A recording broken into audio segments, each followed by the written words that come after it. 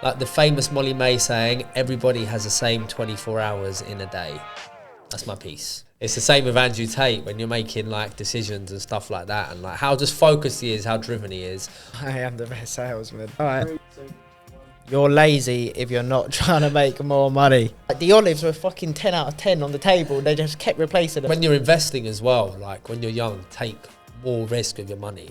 Oh, that's a great question. It's not possible for everyone to change their mindset because some people just can't do it. They're just not built for it. Because right now, I fancy olives, and you knew I fancy olives, so you bought me olives, and it's fucking good. Hey, there's Metrobank babies everywhere. Really? Yeah. They're everywhere, mate.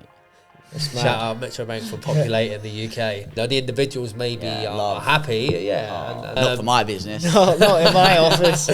Why would I want to sit somewhere that doesn't bring me olives? Everyone should subscribe to the Multipliers Club podcast. There we are. It sounds like a cult.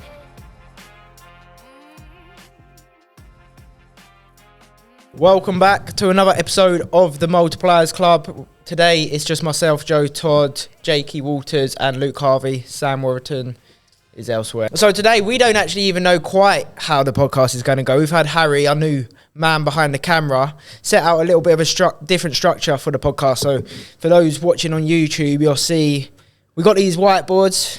Our neat handwriting, agree, disagree on each side. That's the first section. I think Harry's going to shout out some different questions and we'll see how it goes. And hopefully it's a bit more of an exciting episode. We're experimenting, so let's see. Let us know in the comments wherever you're listening if your feedback on this episode. Anyone can grow a successful business. 3, 2, 1. Agree. Mine's disagree. I've got to disagree. Go on, Jakey. Tell us, mate.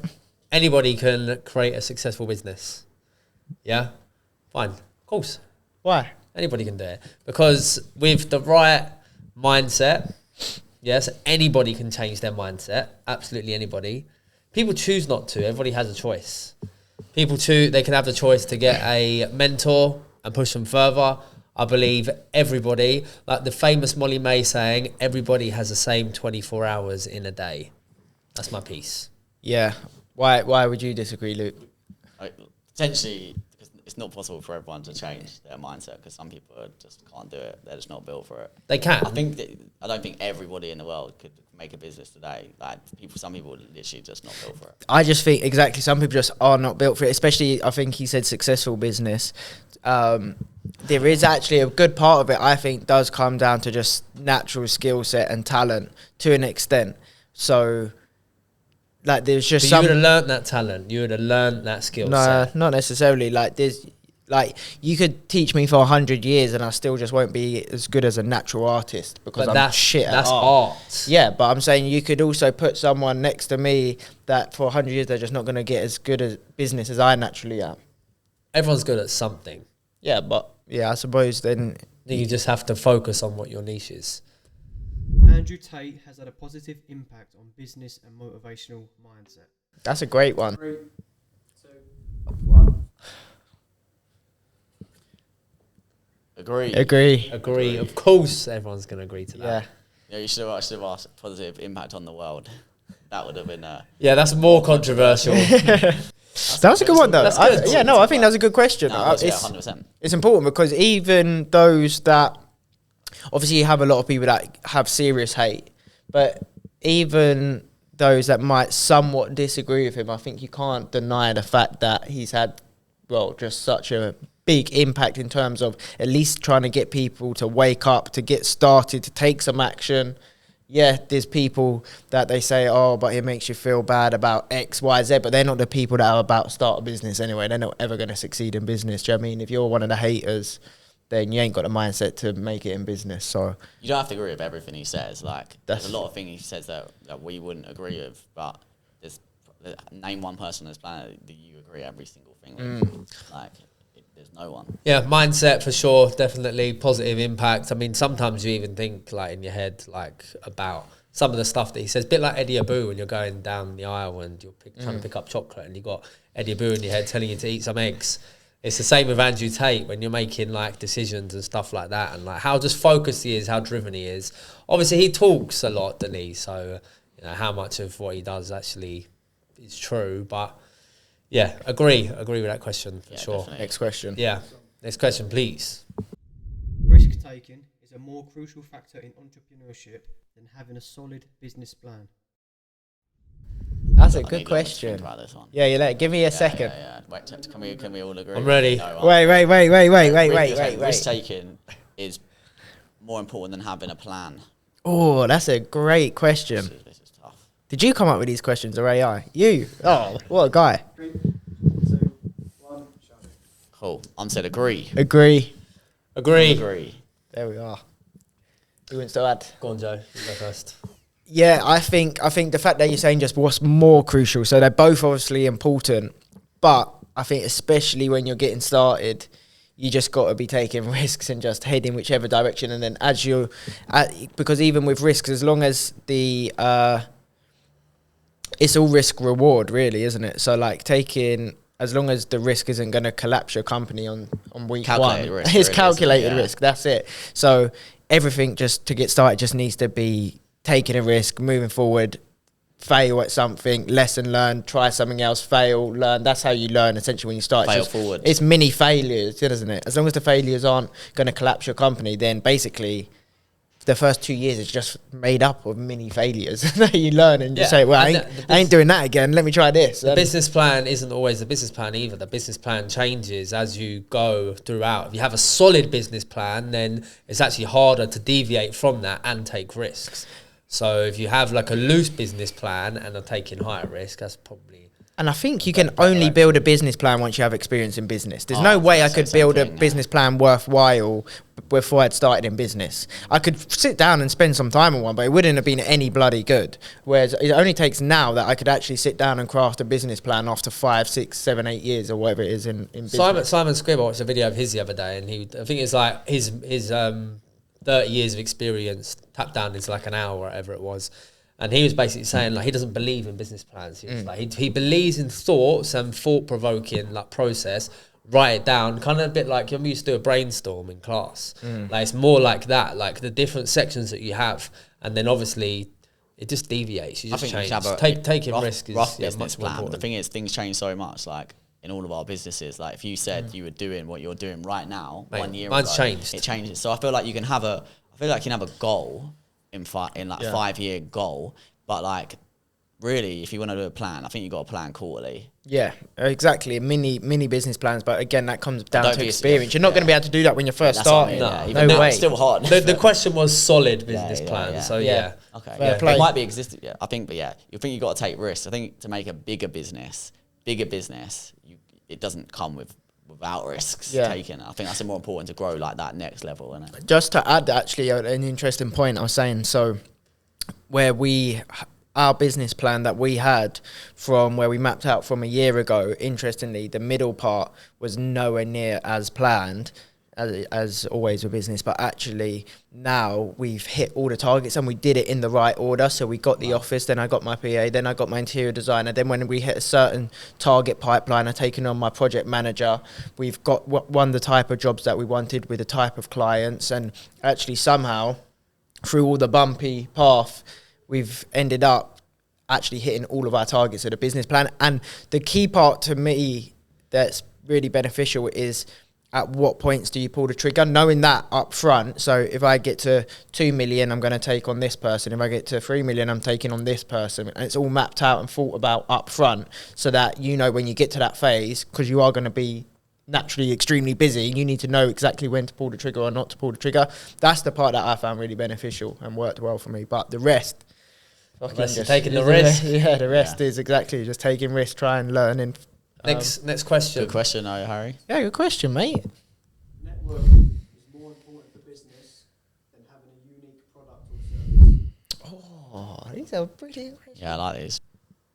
Agree. Agree. Yeah, because you don't actually need a unique business. Like you can copy someone else's business and do it well and do it better than them. I don't think you need that. Networking is obviously beneficial. So you pick up your clients, where you pick up all your knowledge, mentors. Yeah, that's much more important. Proof's in the pudding with all of our business, to be honest. Yeah, Your business it's no different than, you know, well, we've got our own kind of USPs, but it's still travel, marketing, building. It's not like revolutionary. None of us got like none of us have got something that's like A bit of like, AI software that's never existed before. Yeah, and even if you did have a USP like that, an AI software that is revolutionary, how are you going to market that to somebody who has never been seen before without networking, or without finding somebody who you can actually go to, and the more people you network with, the more chance you're going to have people agree with you and see the vision and see the product. Exactly. Even a shit product, if you was raising investment, a good product, you go to 5 people, you raise investment from one of them. A shit product, you just might have to go to 500 people to get one to get one person to invest. But you're 9 times out of 10, you're probably going to find someone to. If you're networking enough, you'll find somebody. Yeah, exactly. Same with clients, really. Invest. So it's better to be in debt at a young age than at an older age. Good debt or bad debt? Bad debt. It's never good to be in bad debt. Yeah, I mean. All right, ready? Go. Ready? Well, yeah. Oh wait. Okay, cool. Yeah, I know the answer. 3, 2, 1. My answer was going to be like this if it was good debt. Yeah. But I think you changed it to bad debt. So, yeah, I mean... Bad debt. What's bad debt? Bad debt's car finance, probably watch finance, just stuff that's a liability. You're in debt for that reason. Yeah, anything that takes money out of your pocket. Any good debt is when you borrow money to make money, and it's going to put more money in your pocket, i.e. you borrow 300k to buy a house, but if that's bringing you in a rental income and going up in value, then it's good debt. Even your own mortgage I would deem as good debt. Yeah. Yeah, but yeah, when That's you're the younger, middle ground one. when you're younger, That's this one, That's isn't that it? when one. you're younger, you still got so long to make it back, and you can take more risks, I guess, and try. Depends. You're right. But You're running out of lifetime to actually make it back. Like they said, when you're investing as well, like when you're young, take more risk with your money. Yeah, when you're that's what I mean, investing, yeah. because then you've got time to kind of make it back, and I feel like that's probably the same with bad debt. But you don't. Yeah, but bad debt is bad debt. You don't want to get in bad debt ever. You want to avoid the bad debt really as much as possible, especially when you're young, because that's how people do it so easily. And nowadays, with the finance option on absolutely everything, like I know someone that at a stage they had their sofa on finance, a coffee table on this is genuine coffee table finance, TV finance, phones finance, cars finance, renting house. They ended up with Littlewoods catalogue. Huh? You know, the Freebans and like Littlewoods catalogue.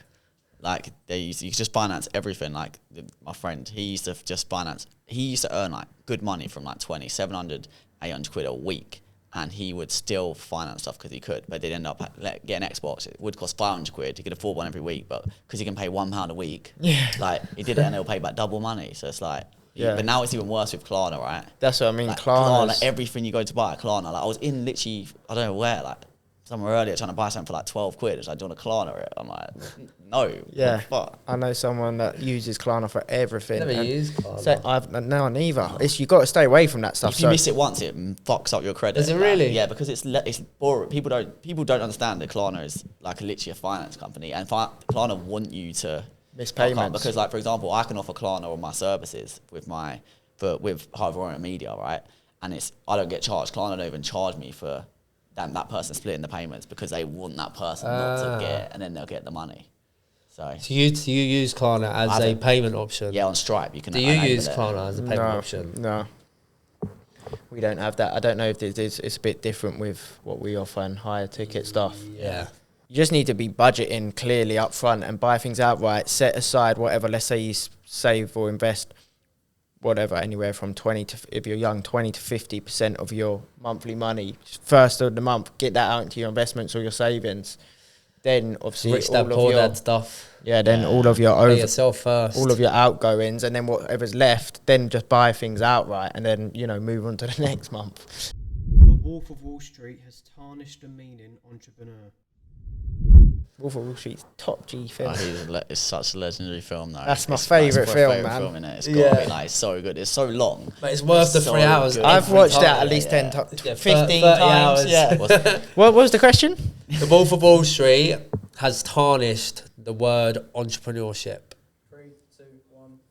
I'll disagree. Yeah, no, it hasn't. Like, We're all agreeing. We need to have Disagree. some controversy in it. Yeah. I disagree. I mean, that's more like it's. I wouldn't say they're entrepreneurs. I'd say they're more sales people, and maybe tarnish that name a little bit. But yeah, not so much entrepreneurship. Thing is, I don't know that maybe to quite the same extreme, yeah, but I actually do know a couple people that have worked, and they say, mate, honestly, the offices are like that. It's wild. yeah, Like one of my mates, I think he had slept with like 6 of the receptionists that had come and gone whilst he was at that job, and he just said, like at the office, he just said it's wild. Yeah, It still exists. still exists, mate. That's in Yeah. London. Entrepreneurs should prioritise customer feedback over their own vision. 3, 2, 1, shut up. Oh, I don't even know. It's tricky, isn't it? I'm gonna go agree just to be on the other side. But yeah, go on. What was agree? I don't even know. I'm disagreeing. Too. You don't know what your answer, do you?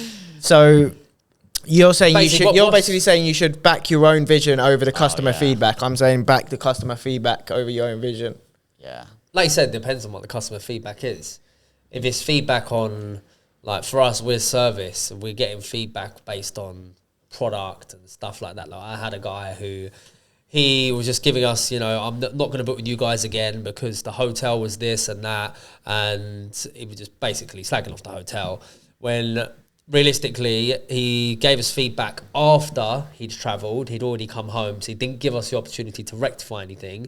We had looked at 5 different options, and one of those options, you can only go based on kind of recommendation, guidance online, looking at the reviews, and from what we had, providing everything he wanted within his budget. He didn't have the budget to get what he wanted, and his customer feedback was based on us and the fact that we didn't do our jobs properly. But I disagreed, and he didn't give us the opportunity to rectify it. We offer the service, not the product. So give us the opportunity to rectify the service, because you've received a great service. It's the product you're not happy with, and he didn't give us that opportunity. So yeah, that's just my personal experience, and yeah, probably one of the reasons I gave my answer. I think for me, I actually see like something from the founder of Airbnb, and he said, I don't know how to service 1 million people, but he said, what I do know is how to look at the customer journey of one person and see how I can make improvements and how I can satisfy their needs and try things until the full journey is perfection in the customer's eyes, and only when that customer is extremely happy, he moves on to the next customer. Once you get to 10, 15, 20 happy customers, they become your marketers for you.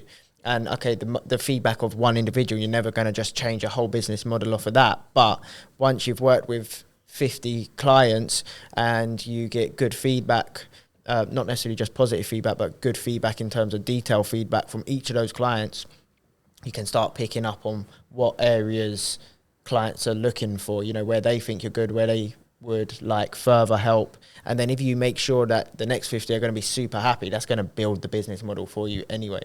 Feedback's the breakfast of champions, right? So it's important for sure. That's what it is. I think sometimes you got to make sure who you listen to the feedback from, because you might get feedback from someone that actually isn't really your target audience. Yeah. Like you might have like a clothing brand and it's set out for this type of demographic, and then you're getting people have bought that stuff, they're giving you their opinion on it, but they're not necessarily like the target demographic. So you got to be careful with it. But You've got to be careful not to get your customer feedback from TikTok comments. Yeah, Cool. We definitely, as a podcast team, a lot more negative feedback. Yeah. it's just full of negativity. Anyway. TikTok. We get good ones. We've had some nice ones on YouTube, Instagram recently, and we get good DMs, but we need some backing up on TikTok Yeah, someone comments. needs to back us on public. Yeah, someone needs to come and back us up on the TikTok comments, because Gotta back sometimes we get ourselves for rinsed. the minute. Yeah. I am the best salesman, and that's you guys. I am the best salesman. Out of what? Us three? Yeah, you 3. Have All us right. three. Okay. All right. 3, 2, 1. Nah. I agree. I agree. That's what you're selling. All right, disagree. Luke disagrees. See, if Sam was here, he'd be Sam confident all over It's it. out. Yeah. Yeah. Depends what you're selling, really, isn't it? I disagree because I was thinking Jake's probably the best one. And that's only because I back most people that have worked in what environment did you Sales? say? Can I say? Yeah. That would help. Yeah, you actually work Sales, in sales yeah. as a job. Yeah. And yeah, coming up. Telesales. You know what I mean? Yeah, exactly. Yeah. So like and you've used to done cold calling, like 100 calls a day. Yeah, right? the hardcore that stuff sales. is proper. Yeah. So Yeah. it does depend on what you're selling. But I think a typical salesperson, like you've had to deal with like a lot. Most Whereas of it. I haven't been through that personally. But Yeah. I actually would like to have that experience. You know? Yeah, I'd say more your role, what you've done in the past is mainly more customer service and working in the bank, and now obviously what you're doing at HW Media. But you love to try it. You love to do it. Obviously, it's something that it's for me really. I mean, right now I don't even know if I'd call myself a salesman. Really, I'm a sort of service provider. You're like a skateboarder. And come for the shoot, innit? But yeah. I would say, I agree. I'm probably the best salesperson here.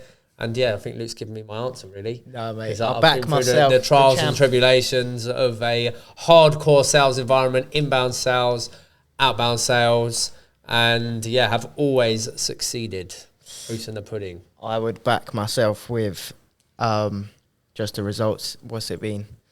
Probably closed around 3 million in 5 months this year. In sales, me direct. Bow. Decent. There, big targets. Want to close. So this is an interesting thing as well, right? Because obviously yours is more higher ticket, and obviously the amount would be like a measurable, but then it like you said depends on what you're selling. So I mean, if you're selling private jets, you've only sold one private jet because you got lucky, but you sold it for 20 million quid. Yeah, that's true. Then I feel like the figures don't speak. Because it comes down to profit. I think it comes That's down what it comes down to. to. I think you need to know where you were in your specific business, and then where the jump is, and the increase in profitability, increase in the clients, increase in all of that. So it's kind of only something you can measure yourself within your business. Do you know what I mean? I think in your industry, you're one of the best because of that's what that's more towards your role. I think even though not even on that, I just feel like I'm good at selling to. You're always selling, aren't you? I'm good at selling to people.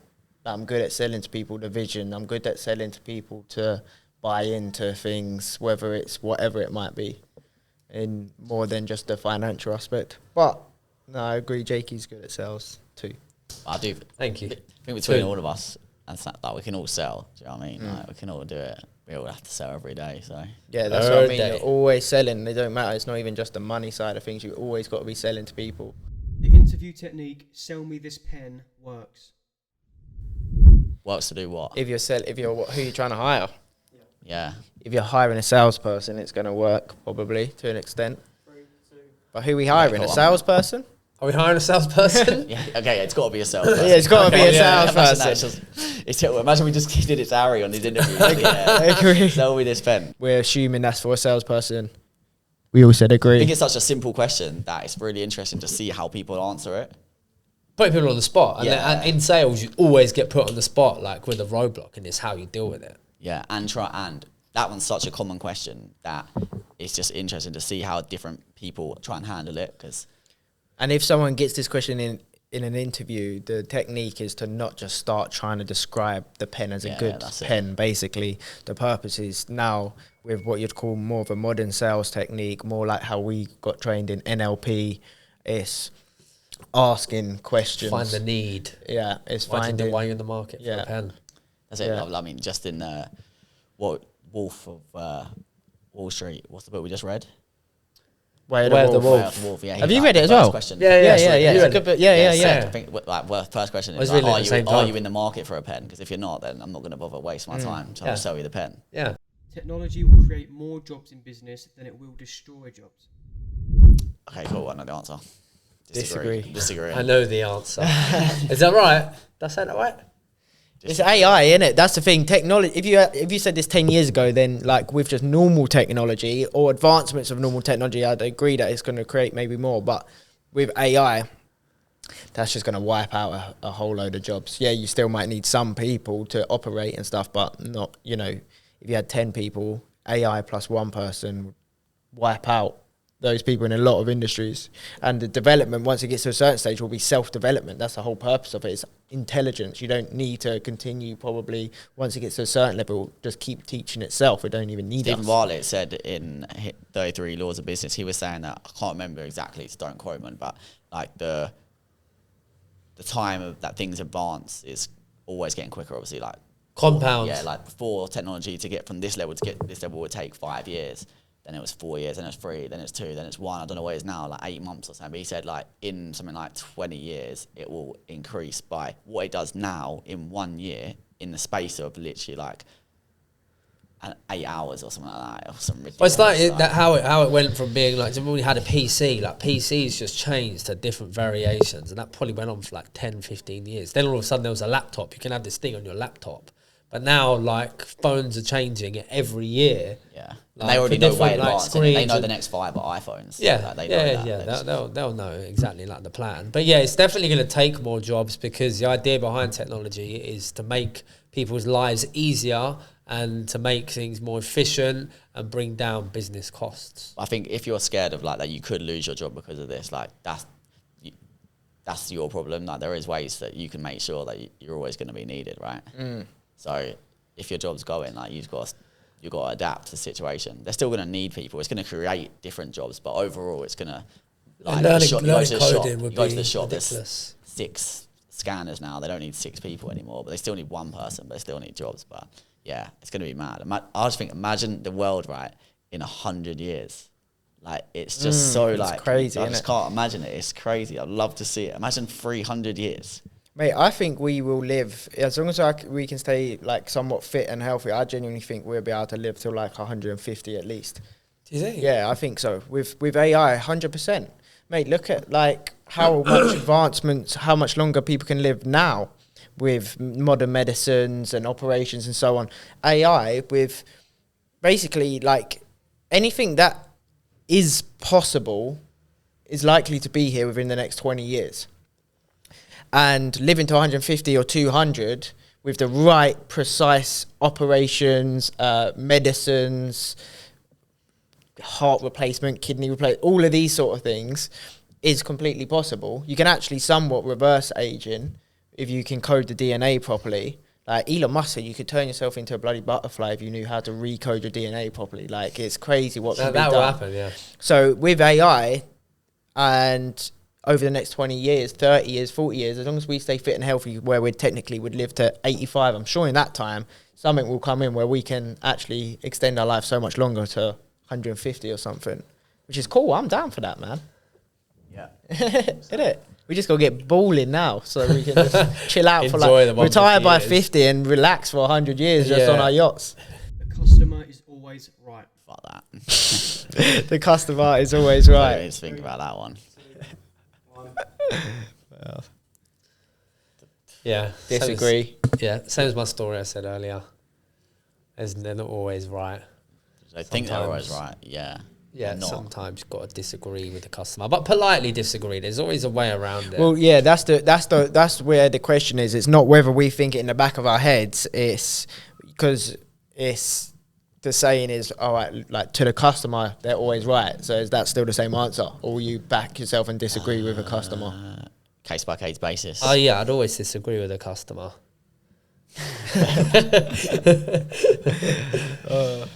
Yeah, definitely. Depends. There's a way you handle the situation. Yeah, politely disagree. Just, understand and be compassionate with it, and then empathetic, but Then say, but you're fucking wrong. yeah. But this is X, Y, Z. Yeah, I mean, you get it when a customer thinks they're right with certain things, but sometimes, like you say, it's about the right customer for you as well. Depends on what they're after. The thing I've had it with is where they come with in a bit more of a forward way, as in a little bit stronger and a bit more forward, yet handle your emotions. they are wrong. Where like the facts of in the building industry, like they can say something so wrong, like the order, oh, you should have done it this way. And then like obviously you explain it to them and they're just completely wrong. You're the expert. Exactly, and it's like that's just not correct. Next question. Degree is necessary to be a successful entrepreneur. It's easy. Strongly disagree. Yeah. The question was, a college degree is necessary for an entrepreneur to be successful. We all strongly disagree. I just think it's complete opposite. Yeah, completely. Yeah, that's true. It's actually the opposite, fully. Yeah, if you don't go to college in the world and doing it, unless you need to go for all that. But I don't think most people go to university to get a business. They go to be an entrepreneur. No, they just become. They can't get either good to at kill what they time. do. Yeah. It's either to kill time or to go into something that does require the further education, lawyer, doctor, something that you need to learn in books. Having a co-founder is more beneficial than starting a business alone. He's turned it. Agree. Yeah, Luke's gonna agree. Different experiences, right? For me, I think it's good because you have like two brains working on it all times. If they're the right, if we're like me and Sam, we're completely different people, so it works really well.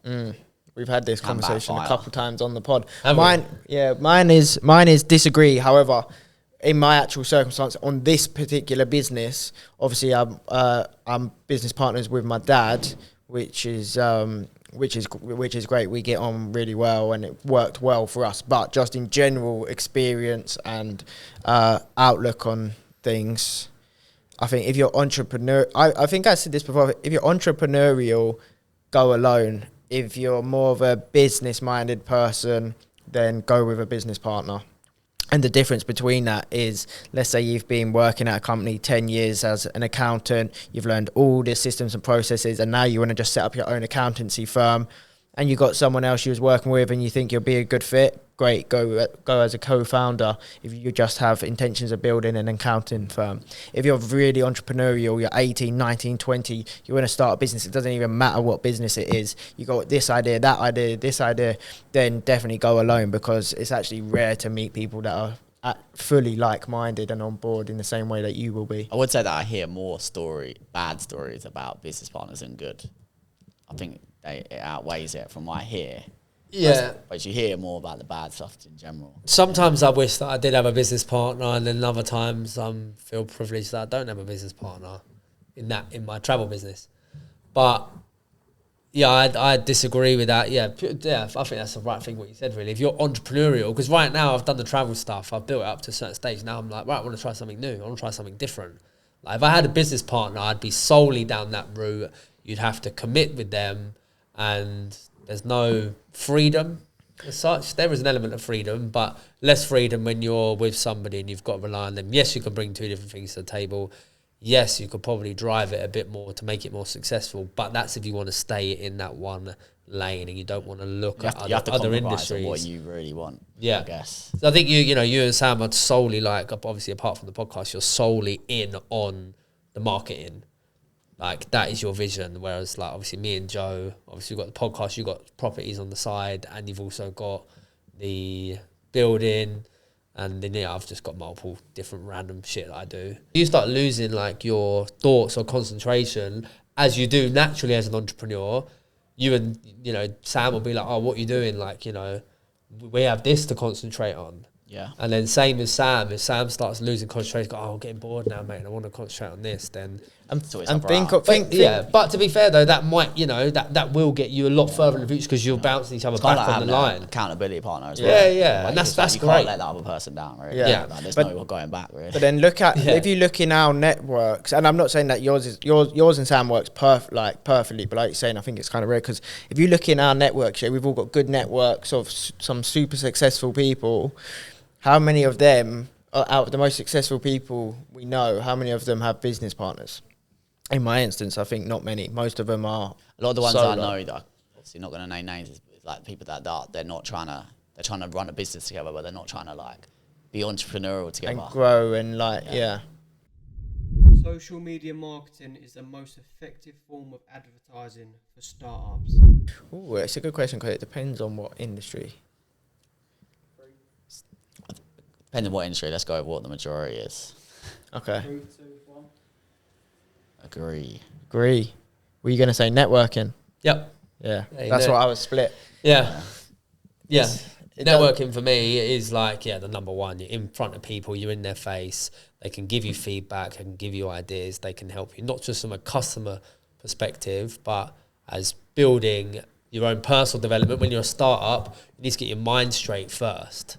And then another thing you need to do when you're starting up is obviously just get feedback, get ideas, and you can do that from people.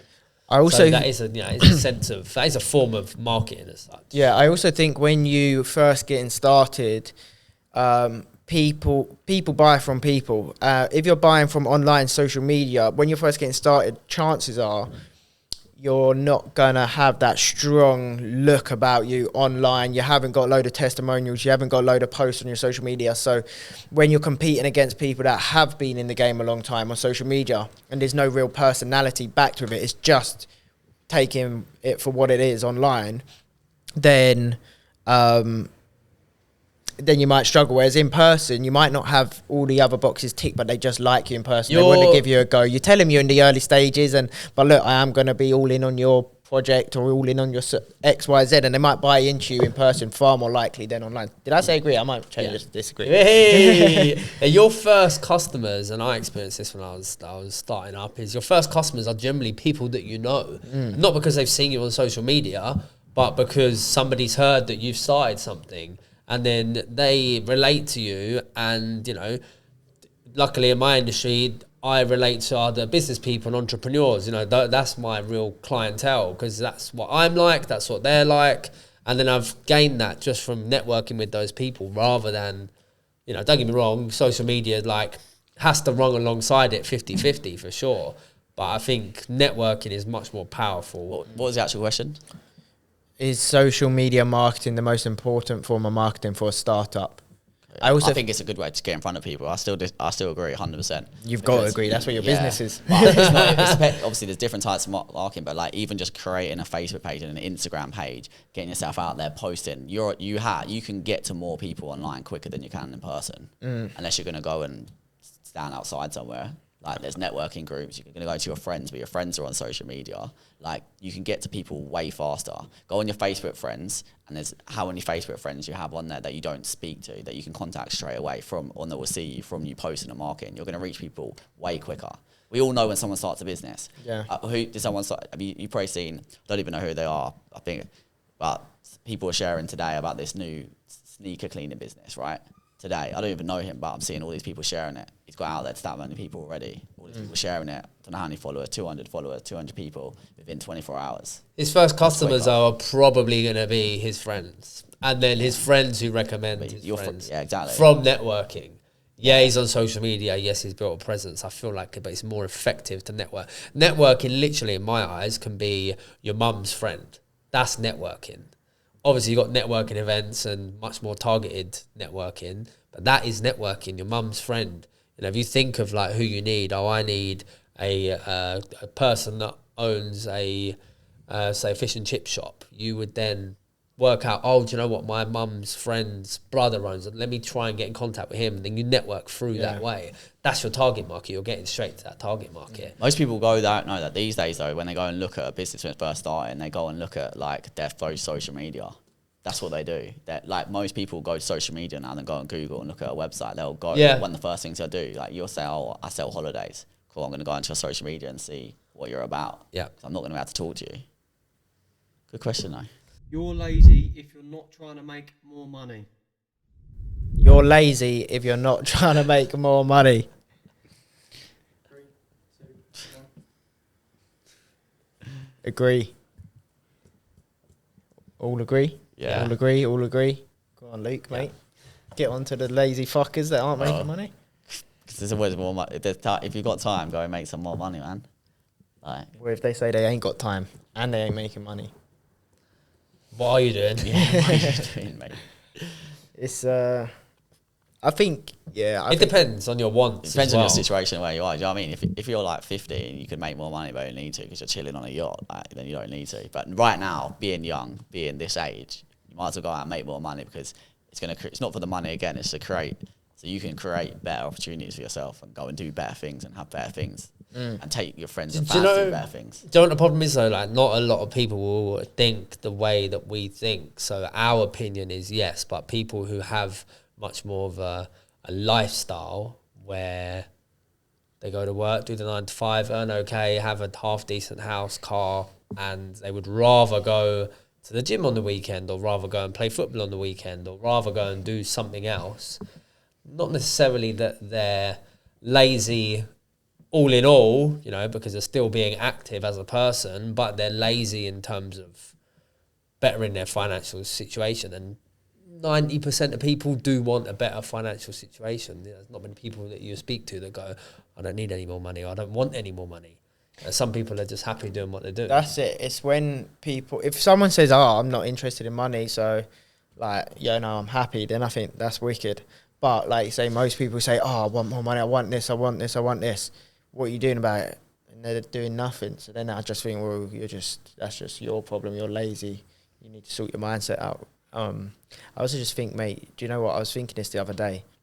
Sometimes you can think, oh, you know, yeah, it's not about the money, it's not this, it's not that. Sometimes you can go through a little wave, but then you go to nice places, yeah. Like the other day I was at Beaverbrooks Hotel. Yeah, banging. A couple of weeks ago I was at Rosewood at Thingy, and I just thought, mate, like the standard wine that they were just offering, well, it probably weren't standard, it was at obviously an event, but the wine was just so banging, the service is so good, the place is so good, the singer's good. So much better. It's so much better. Like the olives were fucking 10 out of 10 on the table, and they just kept replacing them. Do you know what I mean? It's like small things, and I think, why would I want to sit somewhere that doesn't bring me olives? Because right now I fancy olives, and you knew I fancy olives, so you bought me olives, and it's fucking good. The wine, good.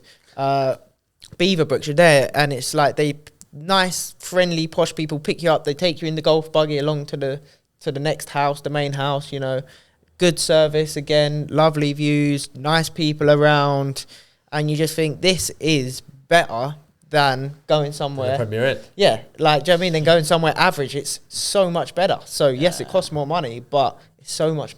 It's so worthwhile. It is lazy, because why would you not want a better life? Yeah, that's the thing. It's not like, oh, I don't care about money. Okay, but most people would say I'd rather have a glass of wine in the Rosewood than have a glass of wine in Weatherspoons. So the answer of how to have a glass of wine, yeah, that's true. but the answer is just, yeah, you got to go and make the money. Do you know what I mean? Most people would rather go on holiday to Dubai than to, I don't know, Brighton. Like, do you know what I mean? So the answer is you got to make some money. Go and make some money. It's I think sometimes you do just have to experience some nice things to keep reminding yourself that actually there's a good reason why I want to be successful and continue to be. Work relationships should be banned by the CEO. Work relationships should be banned. What's that like? Dating at work should be banned. Of dating? Dating at work. It's a relationship. What perspective is it coming from? In the workplace, like, so let's say two of our team members were dating. Yeah, that's not calm. So two of mine are married. Harry started dating Luke. Two of yours are married? Yeah. Two of my media buyers are married. Really? Louise and Mark, yeah. But they've... they were pre-married before they were together. That's right, okay, cool, that's a different... Yeah, that's cool, mad. We're saying, like, actually get Right, together. do you agree or disagree? And they're remote workers. It's a bit strong to ban it, but fuck it, all right. Agree. Just cause more hassle than it's worth. Yeah, I agree. But I think it's a bit hard to ban it, but I wouldn't be a fan of that. Imagine in here, that person and that person now we're in a relationship. That's just a I mean, at Metrobank, it was happening all over the place, mate. There's Metrobank babies everywhere. Really? Yeah. They're everywhere, mate. Shout out Metrobank for populating the UK. Yeah. It depends how big the company is, isn't it? But on a small business, in an early stage business where you're trying to grow, you do not need that. A big business is actually not so bad. Yeah. Because you can move people around. Like, if this stuff starts getting political, you can move them from this office to this office, or that room to that room. When you're in a smaller environment, you just don't need that drama. No, I mean, it does cause drama. I mean, what good is it going to bring? They'll take holiday on the same day. Yeah, that's true. They're going to have arguments at home and bring them into work. Yeah, true. I can't really think of any beneficial points that there would be really, other than, the individuals maybe are happy, and marriage and love and repopulating. But not for my business. No, not in my office. Everyone should subscribe to the Multipliers Club podcast. Everyone should subscribe to the Multipliers Club podcast. There we are. You sound like a cult. Yeah. We agree. What is the Multipliers podcast? What is all our socials and that now? We've changed around this video somewhere. Okay, so hit subscribe, please. It will help massively. We're on the journey to the first 1K subscribers on YouTube. So that's where we're really trying to push there. So if everyone could go check it out, check out the channel, the Multipliers Club. Stay away from your colleagues. Hit subscribe. Yeah, that's Strong the lesson advice of today. Stay away from your office Strong colleagues. advice. Let us know in the comments. Drop us a DM. Let us know in the comments whether you liked agree, this, disagree. whether you agree or disagree that this was a good structure to the podcast. And if you've got any questions for the next one, because we will do this again. Let us know. For sure. Peace Agree. out.